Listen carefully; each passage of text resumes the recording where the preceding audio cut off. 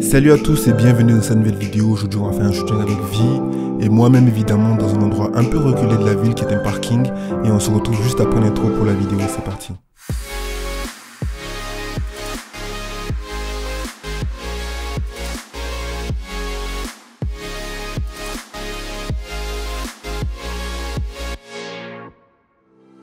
Alors ce shooting en fait je l'ai planifié pour tester l'appareil, tester le 85 mm et le 35 mm, ce sont les optiques que j'ai utilisées pour faire tout le shoot.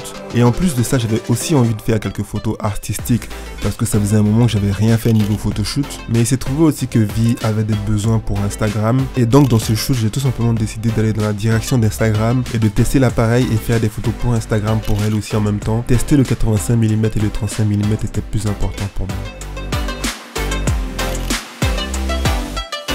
Le lieu en lui-même est assez pauvre en fait au niveau du décor. Du coup on a dû chercher en fait des idées pour pouvoir améliorer et optimiser l'espace et créer en fait quelque chose d'assez intéressant, pas juste faire des photos assez basiques. Cette photo a été ma préférée de tout le shoot, donc du coup j'ai passé un peu plus de temps à l'éditer pour créer quelque chose qui me plaît vraiment et qui correspond aussi à mon style.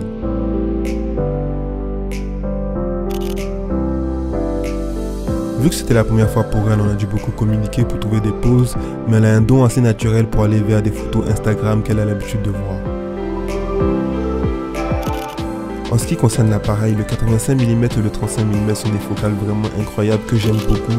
Faire des photos avec le Panasonic S5 et faire des photos avec un Canon, honnêtement j'ai pas vu de différence entre les deux. Tant qu'on peut les retoucher pour avoir ce qu'on veut, honnêtement il n'y a pas vraiment de différence par rapport aux photos en elles-mêmes. Par contre, il y a vraiment une différence entre un appareil d'entrée de gamme et un appareil axé professionnel. On voit très bien que les photos, les fichiers, l'ergonomie, tout est vraiment fait pour être efficace. Et c'est très différent en fait d'utiliser un appareil d'entrée de gamme qui est vraiment fait pour introduire les gens dans le milieu de la photo plutôt qu'en fait à être professionnel.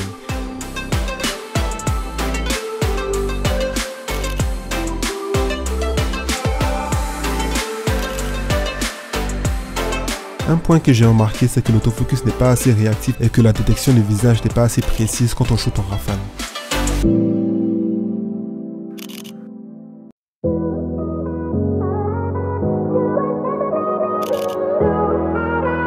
Vi est une personne qui sourit beaucoup, c'est ce qu'elle n'arrêtait pas de me répéter pendant tout le shoot, mais pour cette fois je lui ai demandé d'être un peu plus sérieuse, un peu plus méchante, un peu plus fâchée, et donc du coup ça a donné ses résultats. C'est pas naturel pour elle, mais ça fait partie du jeu, de l'amusement aussi, et en fait de passer de plusieurs émotions, après avoir été méchante, en fait on passe avec quelque chose d'un peu plus rigolo, où elle se retrouve un peu plus dedans, et donc du coup tout ça fait partie en fait de l'environnement qu'on doit développer pour pouvoir créer des photos un peu originales.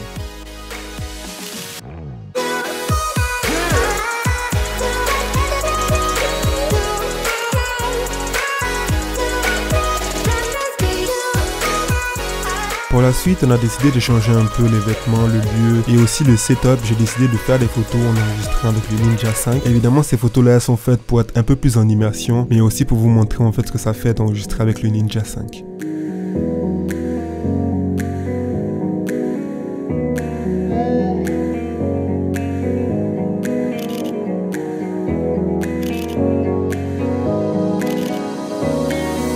Ce que j'ai remarqué en utilisant le Ninja, c'est que l'autofocus était beaucoup moins performant, comme s'il avait moins d'énergie à dépenser en fait pour l'autofocus.